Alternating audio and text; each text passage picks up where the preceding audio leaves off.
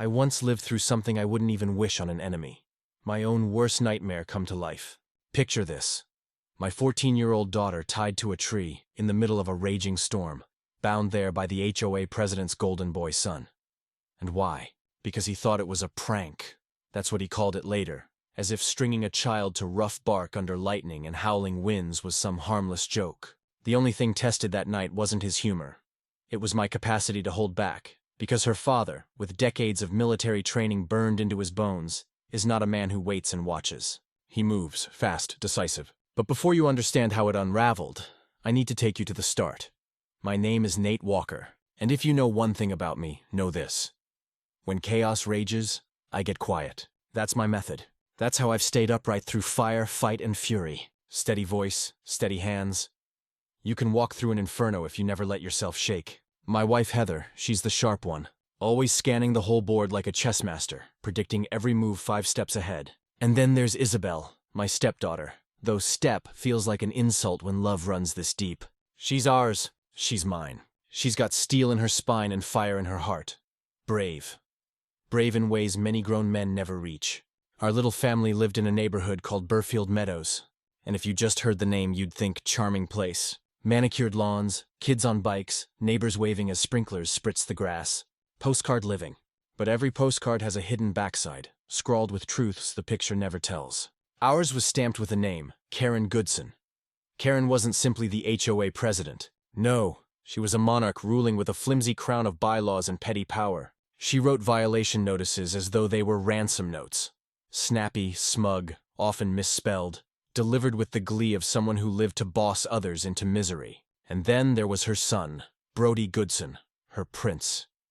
He strutted around in his varsity jacket stuffed with arrogance, banking on his mother's power to shield him from every consequence. Together, they believed themselves untouchable.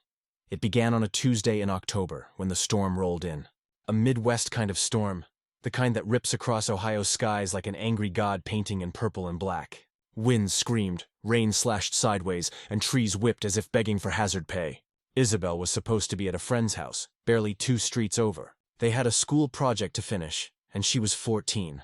The kind of age when thunder is an adventure, when instead of worrying, you throw out your arms and laugh into the rushing wind. For her mother and me, though, that same wind meant dread. By 9 o'clock, her curfew, the knot in Heather's stomach had already started to twist. At 9:15, she was staring at her phone, her voice flat with worry. She's not answering my texts. I tried to soothe her. It's just kids. Probably music playing too loud, or maybe her phone stuffed in a backpack. But the same thrum Heather felt was drumming in my chest too. That gut-deep awareness when the earth shifts before you realize why. At 9:30, my phone lit up. Isabel's name. I scrambled to put her on speaker. Her voice cracked through the howl of the storm, thin and broken by the sound of chattering teeth. Nate, I'm in the field. By then I was already on my feet, shoving my boots on. Heather came right behind me, pulling 2 flashlights from the closet with hands that didn't shake. I forced my voice steady. What's wrong, Izzy? Tell me, are you okay? Then came the words no parent should hear. Small, sobbing words through wind. He tied me to the tree. Brody. Him and his friends. They just left me here. Those words jolted through me like a blade shoved into the ribcage. Tied to a tree in this storm. Lighting splitting the sky while my child was lashed into it. Rage screamed white in my skull. A blaze loud enough to drown everything. But I switched it off. I had to. Rage doesn't cut ropes. Instantly, I grabbed my multi-tool. Heather already had 911 dialing. Her face was pure stone, her eyes lit with fire. She didn't speak. We both knew what was at stake.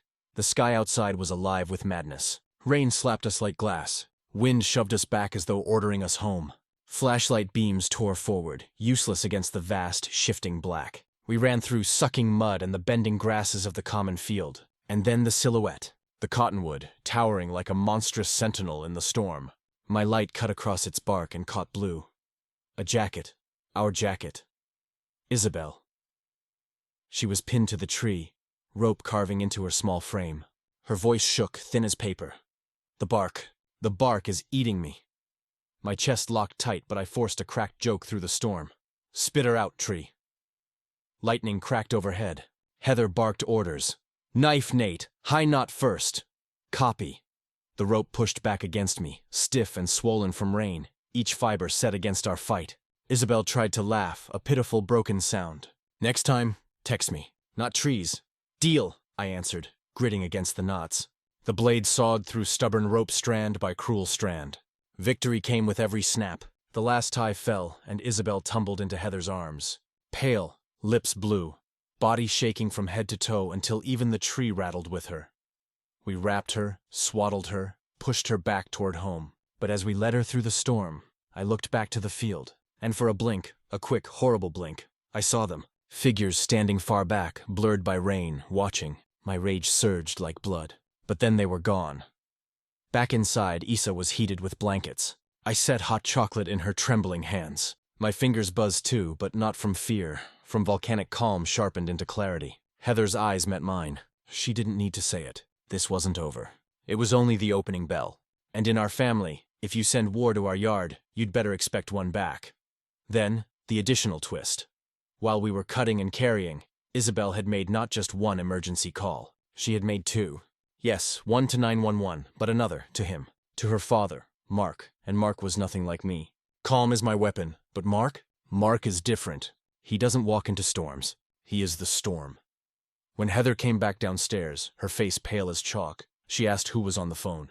Mark, I said. Just his name tightened the air. We both knew. Mark's arrival was not about gentle reassurance. Mark coming meant retribution rising. And I hadn't even told Heather yet what Izzy had revealed. That Brody and his friends had been laughing, filming, swearing they'd be back. That they'd left her for nearly an hour and a half, tied in the storm, before she could claw her frozen fingers across to her phone. That she hadn't called me or Heather again when she had to choose her final call. She chose him. She chose her father. Just one word she breathed into the phone line. Dad. And sometimes that's the order of life. Stepdad may be chapter 2. But chapter 1, the first name called, belongs to her father. Sometimes stepdad is chapter 2.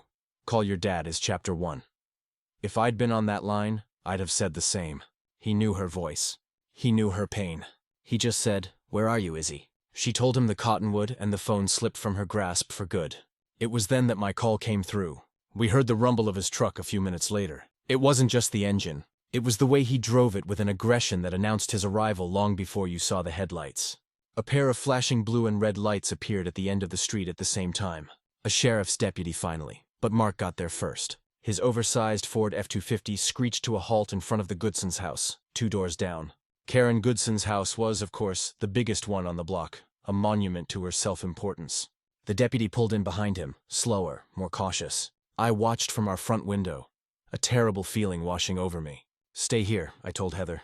I ran out the front door, not even grabbing a jacket, the cold rain soaking me instantly. This was going to go bad, and I had to at least try to stop it.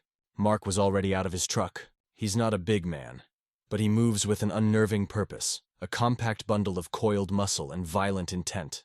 He didn't bother with the walkway. He strode across the perfectly manicured lawn, his boots sinking into the sodden grass. The front door of the Goodson house opened, and Brody stepped out onto the porch, a smirk on his face. He was flanked by his mother, Karen, who had her arms crossed, looking indignant. "Can I help you?" "Boys will be boys, Mr. Walker." "Maybe your girl should learn consequences," Karen asked, her voice dripping with condescension. Mark didn't answer her. His eyes were locked on Brody. "You put your hands on my daughter," he said. It wasn't a question. It was a verdict. Brody's smirk faltered. "It was just a joke, man. A prank." That was the wrong thing to say. I saw the shift in Mark's shoulders, the slight drop of his center of gravity. I started running toward them, shouting his name. "Mark, don't, the cops are here." The deputy was getting out of his car, his hand resting on his service weapon, but he was too far away. Mark moved. It was brutally fast. He closed the distance in 2 quick strides, his left hand shooting out to grab the front of Brody's jacket, yanking him off the porch. Brody stumbled forward, his eyes wide with shock. Mark's right fist came up from his hip, a short, powerful, piston-like motion. It wasn't a wild swing. It was a precise, targeted strike that landed squarely on Brody's jaw. There was a sickening crack that I heard even over the rain. Brody's head snapped to the side and he went down like a sack of bricks. Unconscious before he even hit the wet grass, Karen screamed a shrill, piercing sound. One of Brody's friends, who had come out behind him, made a move toward Mark. Mark didn't even look at him. He spun, grabbing the kid's outstretched arm, twisting it behind his back in a way arms aren't meant to bend. The kid shrieked in pain. The deputy was there then, gun-aw, shouting. Red-blue strobes painted the rain. The muzzle tracked like a metronome on a bad song. On the ground now. Hands behind your back. Mark let go of the kid's arm and slowly, deliberately turned to face the deputy. He raised his hands, his face completely devoid of emotion. He looked calm, almost serene, as if he had just completed a simple necessary task. He didn't resist, as the deputy pushed him against the side of his truck and cuffed him. He just looked past the deputy, past Karen, who was now kneeling over her son, and his eyes met mine. He gave me a short, almost imperceptible nod. It was a message. I did my part. Now you do yours. As they put him in the back of the patrol car, Karen stood up, her face twisted with rage and something else. Triumph. She pointed a trembling finger at Mark, then at me. You'll pay for this. All of you. You have no idea who you're dealing with. I knew then that this wasn't just about a schoolyard grudge anymore. This was about power, and Karen Goodson had just seen the perfect opportunity to use hers. The question that echoed in my head as the patrol car pulled away was the one Mark's actions had just posed for all of us. How far is too far? Mark had given his answer. Now it was my turn to find mine. The night was a blur of flashing lights, statements to the sheriff's deputies, and the cold, bureaucratic process of the law grinding into motion. Brody was taken to the hospital in an ambulance. The initial report was a broken jaw and a concussion. His friend had a sprained wrist. Mark was taken to the county detention center charged with 2 counts of felony assault. Karen Goodson made sure of that. She stood on her lawn under an umbrella held by her shaken but compliant husband, directing the scene like a movie director, her voice sharp and vindictive. She painted a picture of a deranged ex-military lunatic launching an unprovoked attack on innocent teenagers. She conveniently left out the part about the tree, therapies, and the storm. When we told the deputies our side, they listened patiently, took notes, and told us it was a he said, she said situation now.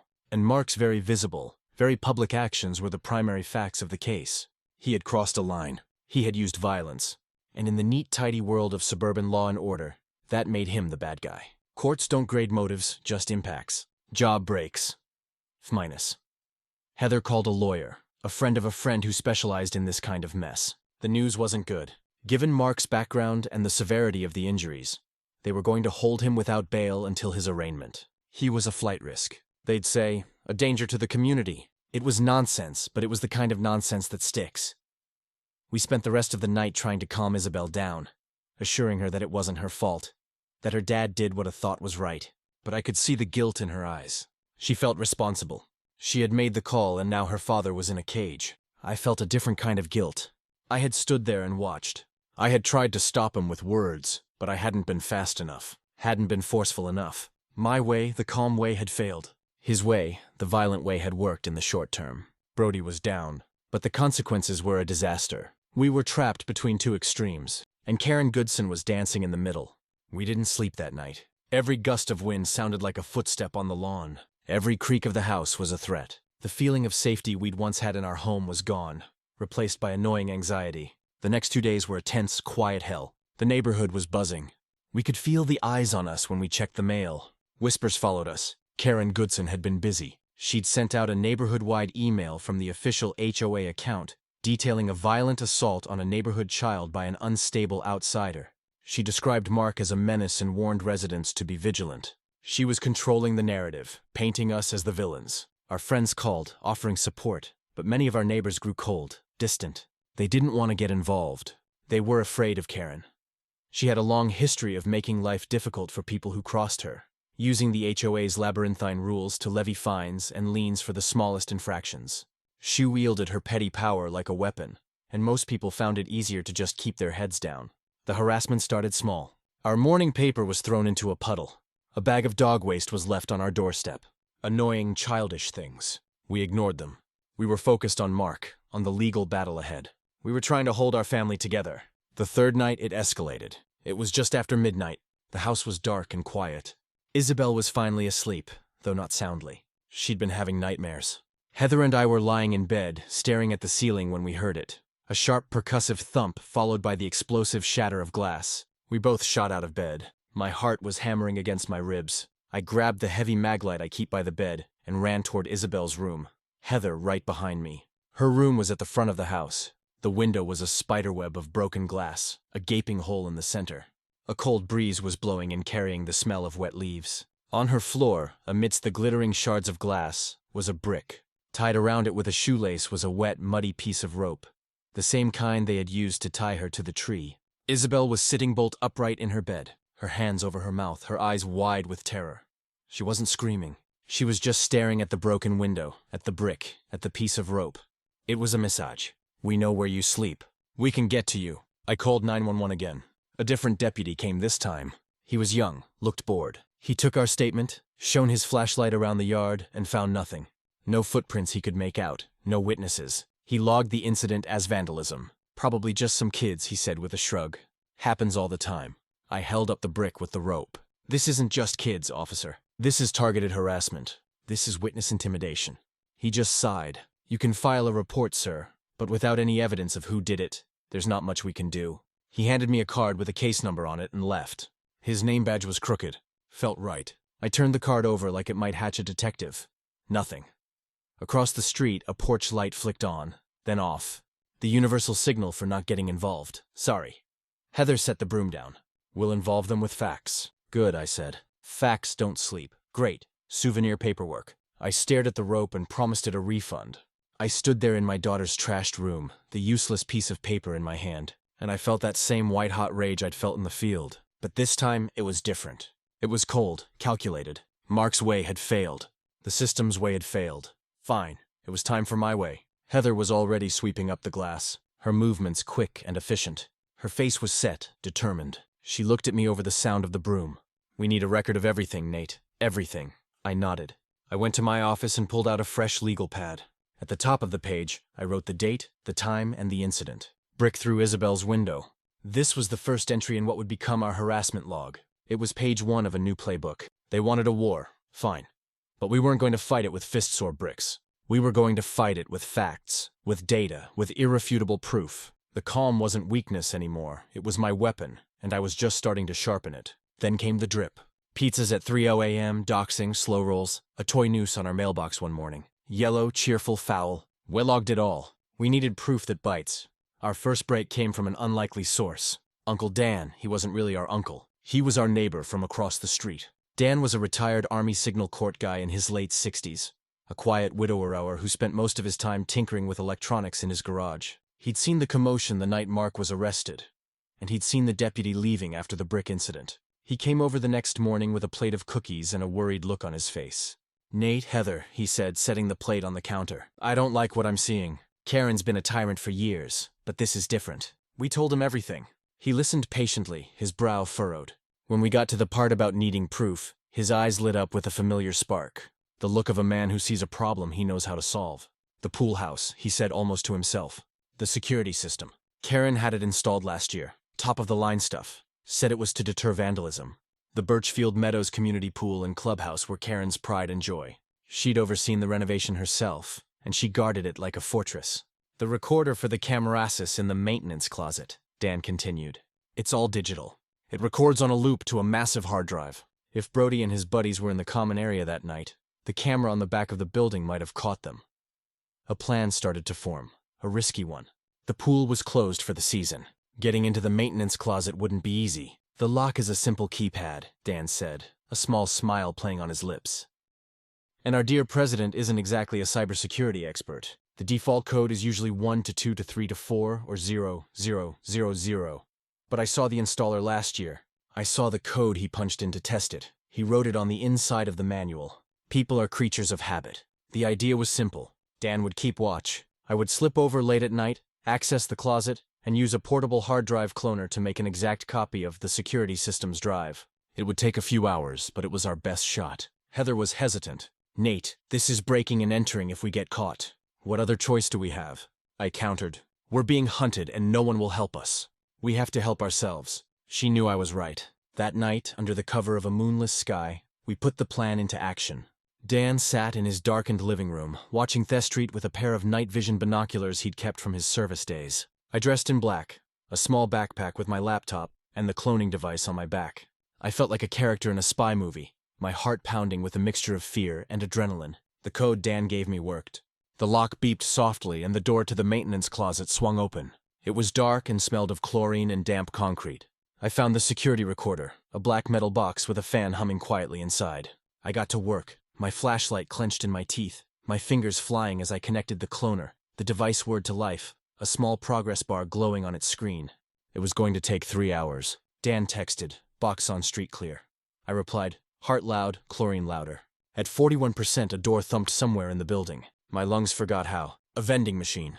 Word to life like a chainsaw serenade. Dan again. Just ice maker. Also, I owe you cookies. Make them legal. I whispered and watched the bar crawl to 100%. Halfway through, a cruiser idled outside. I forgot how to breathe and remembered how to pray. Finally, the cloner beeped. The copy was complete. I packed everything up, wiped down every surface I had touched, and slipped back out into the night. Back in our kitchen, with the doors locked and the curtains drawn, Dan, Heather, and I huddled around my laptop. We plugged in the clone drive. Files and folders bloomed on the screen. A chaotic mess of time-stamped video feeds. It took us an hour of searching, but then we found it. The camera on the back of the pool house. The angle was perfect. It covered the entire common area, including the old cottonwood tree. We found the footage from the night of the storm. The video was grainy, distorted by the rain, but it was undeniable. We saw Brody and 2 other boys dragging Isabel into the frame. We saw them laughing as they wrapped the ropes around her and the tree. Their blue and yellow varsity jackets pop even in rain. We saw them pull out their phones and film her. We saw them walk away, leaving her there. The timestamp in the corner was a prosecutor's dream. It showed them, leaving her a full 93 minutes before we arrived. It was the proof we needed. We got them, Heather whispered, a tear rolling down her cheek. But Dan was still clicking, his expression grim. Wait a minute, he said. There's more here than just the pool cameras. Look at these file names. He pointed to a series of folders labeled with street names. Our street name was there. He clicked on it. A new video window opened. My blood ran cold. I was looking at a live feed of Dan's own front porch. He clicked another file. It was the house next to his.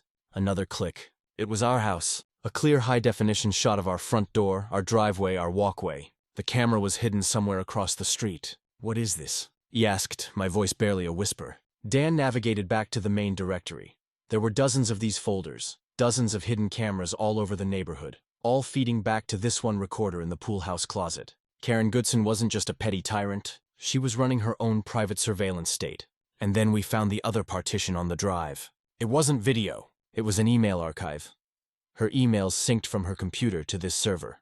We found the email she sent to the neighborhood slandering Mark. And then we found the one that made me physically sick. Another thread had Karen labeling families problem units. We were Unit 7B needs pressure. It was an email from Karen to her son sent the day before the storm. The subject line was Isabel Walker. The body of the email was short and chilling. Brody, it's time that girl learned a lesson about respecting her elders. Be smart about it. Make sure she understands. We weren't just looking at evidence of a crime anymore. We were looking at the mind of a monster, and we had her dead to rights. The discovery of Karen's spy network changed the game completely. This was bigger than Brody and a cruel prank. This was systematic illegal surveillance. This was a stunning abuse of power. We sat there in the pale glow of the laptop screen, the weight of what we'd found settling on us. We had evidence that could not only clear Mark's name, but could bring down Karen Goodson and her entire rotten empire. But we had obtained it illegally. If we just handed this drive over to the sheriff, we could be charged ourselves. The evidence might be thrown out. We were walking a tightrope. Heather, ever the strategist, laid out our options. We can't use the footage of the other houses, she said, her voice low and steady. That's the fruit of the poisonous tree. But the footage of Isabel in the common area, that's from an official HOA camera. We have a right to that as members. The email from Karen to Brody, that's the smoking gun that proves intent. We decided to play it carefully. We would use the evidence of the attack on Isabel and the incriminating email, and we would hold the surveillance network in our back pocket as an ace up our sleeve. We set the fuse and hid the match. The first step was to protect our daughter. The next morning, Heather and I, with Isabel between us, went to the county courthouse. We sat with a victim's advocate, a kind woman with tired eyes who had seen it all. We laid out the timeline of harassment, the drive-bys, the stalking at the skate park, the online doxing, the brick through the window. We didn't mention the video yet. We just presented the log I had been keeping, a detailed, dispassionate account of their campaign of terror. The judge granted an emergency temporary protection order against Brody Goodson. He was forbidden from coming within 500 FT of Isabel, our house, our cars, or her school. He couldn't contact her, or encourage anyone else to contact her in any way. The order barred agents too. It was a piece of paper, but it was a powerful one. If he violated it, he would be arrested immediately. No questions asked. We knew he wouldn't be able to resist. Brody's arrogance was his weakness. We just had to give him an opportunity to show it. Isabel was a skater. Her skateboard was her escape, the one place she felt free. Brody knew this. He and his friends were often at the same public skate park. Since the protection order, she hadn't been back. She was too scared. I saw the toll it was taking on her, the way she seemed to shrink into herself. I couldn't let them take that from her, too. So, we devised a plan. A trap. A legal airtight trap. Uncle Dan provided the technology. It was a simple AirTag, the kind you use to find your keys. But Dan, with his Signal Corps background, modified it. He disabled the speaker that would alert someone they were being tracked, and boosted its signal range. It was small, no bigger than a quarter. I took one of Isabel's old beaten-up skateboard decks from the garage. It was one she didn't use anymore, covered in stickers and scratches. I carefully routed out a small cavity on the underside, set the AirTag inside, and covered it with a new sticker. It was invisible. This was her decoy, our bait. The next Saturday was a bright, sunny afternoon. I drove Isabel to the skate park. She was nervous. "Dad, what if he shows up?" she sked, twisting her hands in her lap. "That's the point, Izzy," I said gently. "We have the protection order. He can't come near you. But if he does something stupid, we need to be able to prove it." I handed her the decoy board. "Just leave this near the bench when you're skating. If someone takes it, they take it. No big deal." Heather was parked a block away watching the entrance to the park. I was in our car on the opposite side with my laptop open, a map showing the location of the little blue dot that was our AirTag. Isabel took a deep breath, grabbed the board, and walked into the park. She was so brave. "If I fall, I'm blaming gravity," she said. "Fair," I said. She started skating a little wobbly at first, then finding her rhythm. For 20 minutes, everything was normal. Then, a familiar black pickup truck pulled into the parking lot. Brody. He got out with one of his friends. He saw Isabel. He stopped and I could see them talking, his friend pointing. The protection order was working. He was staying outside the 500 FT perimeter, but he was watching her. Then he spoke to his friend again, and the friend started walking into the park, heading straight for the bench where Isabel had left the decoy board. This was the gray area of the order. Brody couldn't encourage anyone else to act on his behalf, but proving that was nearly impossible. His friend, a lanky kid named Kevin, sauntered over to the bench. He looked around, then casually picked up the board and tucked it under his arm.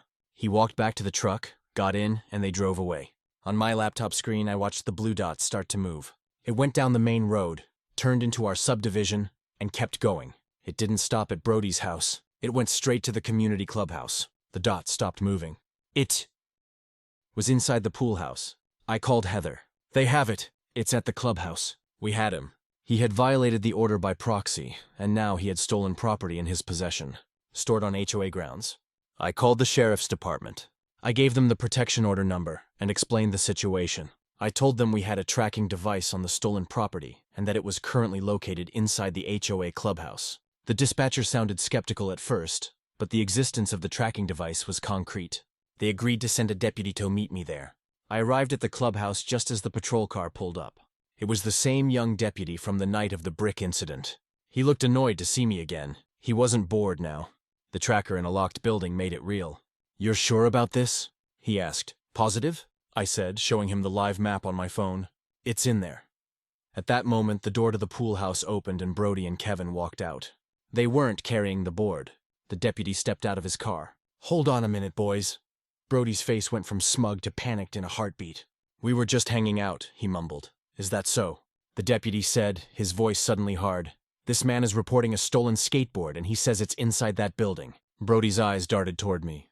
The pure hatred in that look was chilling. "I don't know anything about a skateboard," he lied. The deputy wasn't buying it. He had them wait by his car while he went inside. A minute later, he came out holding the decoy board. He looked at Brody. He asked Kevin for his phone. Text from Brody read, "Grab the board." "Congratulations," the deputy said. "You just texted yourself into handcuffs." The deputy's face changed. "You want to try that again?" "That's citing a violation of a protection order," he said. "Turn around, Brody." Brody was speechless. The deputy put him in cuffs for violating a protection order and for possession of stolen property. As he was being placed in the car, his mother's SUV screeched into the parking lot. Karen Goodson jumped out, her face a mask of fury. She started screaming at the deputy, at me, threatening lawsuits, threatening to have his badge. The deputy just ignored her, closed the door, and drove away, leaving Karen standing there for the first time I had ever seen, completely and utterly powerless. It was a small victory, but it felt monumental. We had proven that Brody couldn't control himself. We had proven he was a threat. And we had done it all by the book. The trap had worked. But this was just one battle. To win the war, we had to take the fight directly to the Queen. Brody's arrest was a crack in the dam. But we knew it wasn't enough to cause a flood. He was a minor. He'd get a slap on the wrist, maybe some community service. The real problem was his mother. Karen still held all the power in the HOA. She still had the support of the board. A collection of spineless yes-men who were either too afraid of her or too comfortable with their own minor perks to challenge her. The day after Brody's arrest, another email went out to the neighborhood. This time, she claimed her son was the victim of a vindictive, calculated setup by our family. She accused us of planting the skateboard and tricking her innocent boy. She was doubling down, using the HOA's official communication channels to wage her personal propaganda war. It was then that Isabel had another run-in, one that proved just how little the protection order really meant in Therill world. She was in the school parking lot after a late-night study session for her finals. I was on my way to pick her up. She was walking toward the designated pickup area when a car pulled up alongside her. Moving slowly, it was one of Brody's friends, the same one from the arm-wrenching incident. Kevin. Brody wasn't in the car, but the message was clear. Kevin leaned out the passenger window. "You think you're so smart, don't you? You and your psychodads." Isabel ignored him and kept walking. The car paced her. Kevin got more aggressive. "You're going to regret this. Brody's mom is going to own you. You're going to have to move out of town when she's done with you." He was being careful not to make a direct threat, just towing the line. Isabel clutched her backpack straps, her knuckles white. She pulled out her phone and pretended to make a call. That's when the car swerved, cutting her off, blocking her path. The passenger door opened and Kevin started to get out. "What's the matter? Going to call your daddy to come beat me up too?" He sneered. At that exact moment, a golf cart came zipping around the corner. It was the school's head of security, a non-nonsense retired cop named Mr. Henderson. He'd seen the car pacing Isabel from his office window. He pulled the cart right up behind their car, blocking them in. Onto bright security spotlight on the roof flooded their vehicle with light. "Is there a problem here, kids?" Mr. Henderson asked, his voice calm, but carrying an unmistakable authority. Kevin froze, one foot on the pavement. He looked like a deer in headlights. No sir, just talking to a friend." "Doesn't look like friendly talk to me," Henderson said, getting out of the cart. "Miss Walker, are you all right?" Isabel just nodded, her eyes wide. "Driver license and registration now." I pulled into the parking lot right then. I saw the security light, the blocked-in car, and Isabel standing there. I was out of my car before it had even fully stopped. I ran to her side. "Are you okay?" She buried her face in my chest and I could feel her shaking. Mr. Henderson handled it perfectly. He got the driver's name, the passenger's name, and called the local police to file a report for harassment. Since Kevin was one of the boys named in our original police report from the Cottonwood incident, it added another layer to the growing file. He was violating the spirit, if not the letter, of Brody's protection order by acting as his agent. When the police officer arrived, he recognized our name. The Walkers, right? "We've got a growing file on this situation." He took a detailed statement from Isabel and from Mr. Henderson, who was an unimpeachable witness. The officer looked at me. "Your daughter is brave," he said. "But these kids are escalating. You need to be careful." I knew he was right. We couldn't just keep playing defense, waiting for the next attack. It was time to go on the offensive. It was time to take the fight to Karen's turf, the HOA itself. That night, Heather pulled out the thick binder of HOA bylaws, the document Karen Goodson used as her personal Bible and weapon. Heather had read it cover to cover a dozen times. "Here it is," she said, tapping a page. "Article 3, Section 4, Special Meetings of the Members." The rule was clear. A special meeting of the entire Homeowners Association could be called by the president, by a majority of the board of directors, or by a written request from a member of the board of directors petition signed by not less than 10% of the voting membership. "How many homes are in Burfield Meadows?" I asked. 247, she replied without hesitation. "So we need 25 signatures. 25 signatures to force a public meeting. A meeting where we could present our evidence. A meeting where Karen would have to face the community." She ruled with an iron fist without the protection of a carefully crafted email. It seemed like an impossible task. Most people were terrified of her, but we had to try. The next day, we printed out the petition forms. We made a list of neighbors we thought might be sympathetic. People who had been fined for having their trash cans out an hour too long. People who had been cited for having the wrong shade of beige on their trim. People who had their kids' basketball hoops confiscated. Karen's reign of terror had been long and wide. We just had to find the ones who were finally fed up. It was a grueling, humbling process. We went door to door. Some doors were slammed in our faces. Some people listened politely, then shook their heads. "I'm sorry," one man whispered, looking over his shoulder toward Karen's house. "I can't. She'll find a way to come after me." But then we got our first yes. It was from a young couple who had just moved in. Karen had tried to find them because their moving truck had left tire marks on the curb. They signed with angry strokes of the pen. The next was an elderly woman whose prize-winning roses were deemed non-compliant with landscape regulations. She signed a family whose graduation sign was removed from their lawn because it was unapproved signage. They signed. Each signature felt like a major victory. We found that our story, Isabel's story, resonated with people. It was the ultimate example of Karen's overreach, her abuse of power trickling down to her entitled son. People were horrified. We were joined in our efforts by Uncle Dan, who knew everyone and all the neighborhood's secrets. He took us to the people who had the deepest grudges against Karen. By the end of the weekend, we had gathered not 25, but 38 signatures. We had more than enough. On Monday morning, Heather and I walked into the small HOA management office located in the clubhouse. The part-time office manager, a woman who always looked terrified, peered at us over her glasses. We didn't say a word. We just placed the stack of petitions on her desk. She looked at the signatures, her eyes widening. According to the bylaws, once the petitions were verified, the board was required to schedule a meeting within 30 days. They had no choice. We had cornered them using their own rules. We had forced a public showdown. Karen Goodson could no longer hide behind her keyboard. She would have to face us and all the neighbors she had bullied in a room full of people. We had the evidence. We had the support. Now we had the venue. The stage was set for the final act. We were going to put her on trial in front of the whole neighborhood. The HOA board, with Karen at its head, did everything they could to sabotage the meeting. They scheduled it for a Wednesday night, hoping for low turnout. They sent out the meeting notice at the last possible minute, burying it in a dense, jargon-filled newsletter. But we were prepared. We, along with the other families who had signed the petition, went door to door again. This time we weren't asking for signatures. We were handing out simple, clear flyers. Forced HO meeting Wednesday at 7:00 p.m. Come hear the truth about Karen Goodson. We made it personal. We made it unmissable. In the 2 weeks leading up to the meeting, we prepared like we were going to trial. We consulted with Mark's lawyer, who helped us understand exactly what we could and couldn't say. We couldn't show the illegal surveillance footage of our neighbors' homes, but we could absolutely use the HOA's own camera to show the crime committed on common ground. We could absolutely use Karen's own email sent to her son from her computer, which we had from the server backup.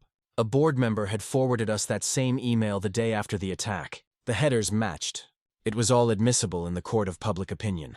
Uncle Dan was our technical director. He helped me set up a presentation. We embedded the video file of the attack on Isabel. We took a high-resolution screenshot of Karen's email to Brody.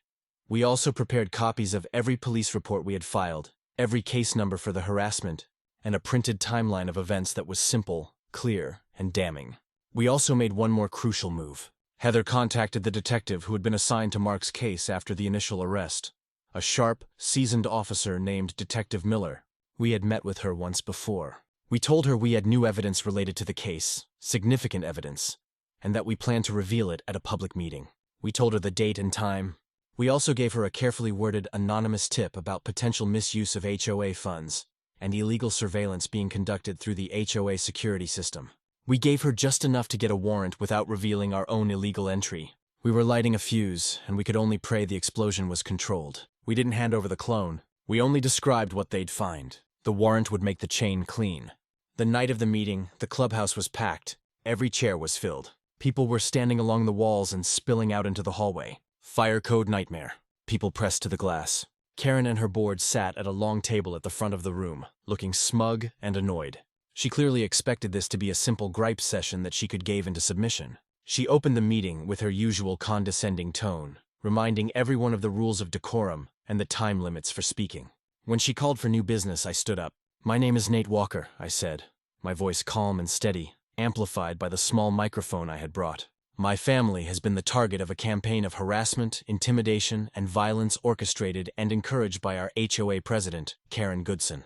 A wave of murmurs went through the crowd. Karen banged her gavel. "Mr. Walker, this is not the forum for personal grievances. You are out of order." "I don't think I am," I said, turning to the crowd, "because this isn't just about my family. It's about how the power of this association has been abused. With the board's permission, I have a short presentation." Before she could object, one of the board members, A man who had clearly grown a conscience spoke up. "Let him speak, Karen. Let's hear what he has to say." Defeated, Karen slumped back in her chair, her face like thunder. That was my cue.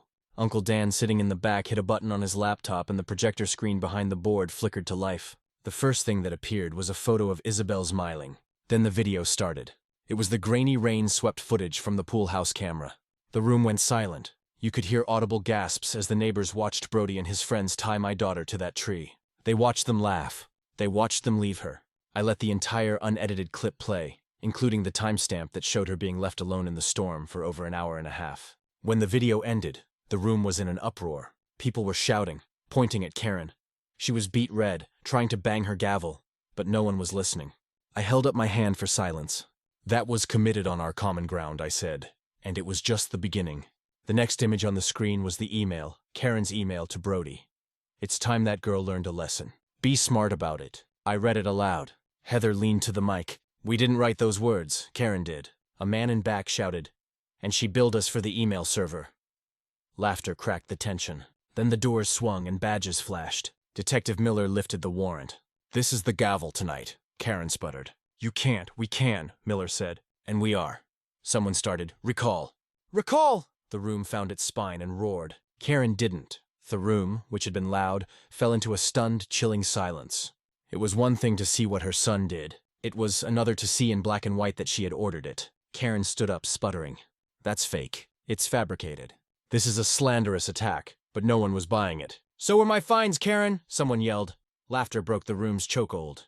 The evidence was too plain, too raw. At that exact moment, as if on cue, the back doors of the clubhouse opened. 2 uniformed sheriff's deputies and Detective Miller walked in. They were holding a piece of paper, not a gavel this time. A warrant. Detective Miller walked to the front of the room. "Karen Goodson?" she asked, her voice cutting through the tension. "We have a warrant to search these premises and to seize the HOA's digital recorders and financial records." Karen's face went white. While one deputy began disconnecting the security server from the closet, Detective Miller turned her attention to Brody, who had been sitting in the front row with his father, looking pale. "Brody Goodson, you're under arrest." She didn't list the charges, but we knew them. Unlawful restraint, stalking, witness intimidation. She cuffed him right there in front of everyone. His father just sat there looking defeated. As they let a crying Brody out of the room, Detective Miller handed Karen a citation. "You're being cited for illegal surveillance and misappropriation of HOA funds. You'll have a date in court." The crowd erupted. It was chaos. Someone started a chant. "Recall, recall, recall." A motion was made from the floor to recall the entire board of directors. It was seconded by a dozen voices at once. A vote was taken by a show of hands. It was nearly unanimous. In the space of 15 minutes, Karen Goodson's reign was over. She stood there, stripped of her power, her son in handcuffs, her crimes exposed. She just stared at me, her eyes filled with a kind of bewildered hatred. She had believed she was untouchable. And in that moment, I knew the answer to that question. No one is untouchable when good people decide they've had enough. In the aftermath, Karen's house of cards fell fast. Forensics didn't just find rot, they found blueprints. Local headline, Neighborhood of Secrets. Not subtle, accurate. A temporary board made of the same neighbors who signed our petition stepped in. First act, hire an auditor and a real management company. Second, a public apology to my family on the record. The law, sleepy at first, woke up hungry. With the video and Karen's email, Brody's case was clean. He pled to unlawful restraint and stalking, 2 years probation, counseling, community service until his arms ached. Karen pled no contest toy legal surveillance and embezzlement, heavy fine, restitution, 5 years probation, barred from any board anywhere. The Goodsons listed their house and ghosted the cul-de-sac. No farewell cookies. Mark was the hard part. He did throw the punch. No way around it. But the context changed the room. His lawyer laid it out. Isabel, the rope, the storm, the email. The prosecutor read the jury pool and offered a deal reduced to misdemeanors, time served, and anger management. Mark wanted a trial. Heather talked him down. "You were the storm we needed," she said. "Let us keep the win." He nodded. In court, he told the judge, "I'd do it again, but I'll take the class." He walked out free. A line crossed, a price paid, a father intact. Birchfield Meadows exhaled. The new board rolled back Karen's nonsense. Trash can fines, trim color crusades, the lot. Uncle Dan got dragged into being president and led like a grown-up.